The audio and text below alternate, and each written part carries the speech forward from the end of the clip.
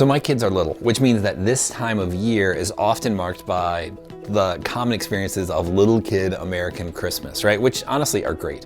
We went to a field and cut down a tree, which is a lot of fun, as long as I remember to actually bring a Sawzall so that can do the heavy lifting.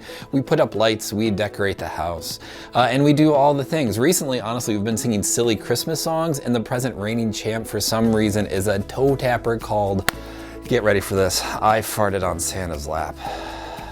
But despite all the activity of the season, I'm not honestly thinking about those things that much.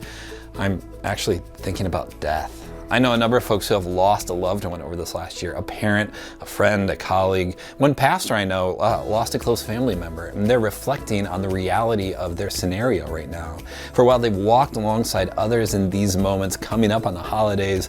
This was their first time experiencing themselves, and they talked about just how challenging it was and can be. The contrast between internally mourning the loss of a loved one in the midst of the season where everything is bright and sparkly was stark for them, right? Throughout Advent, we've been building these Church Beyond These building videos and talking about the themes that often show up in Advent of peace, of love, of joy, and hope. And joy, I think, is something that's oddly relevant for this season, right? We often think of joy as happiness magnified, that it is this extreme version of what it means to happy or content. Joy is a smile on your face at all times. Right? That sense of joy, however, downplays or dismisses pain. Or maybe it puts it as such a strong experience. We're so happy that the loss we experience is insignificant in comparison. But the scriptures tell a different story. The scriptures talk about joy as a fruit of the Spirit, something that is grown and cultivated, not some ecstatic moment, but the product of a long formation. Paul tells us in the book of Philippians to rejoice always. Again, I say rejoice. Paul, who was beaten and cast out and stoned and mocked. Paul, who has a life that's marked by struggle and suffering, tells us to find our joy in the Lord. The scriptures talk about joy not as a retreat from pain and the brokenness of the world, but as something that we discover through a process of grief and growth and leaning in.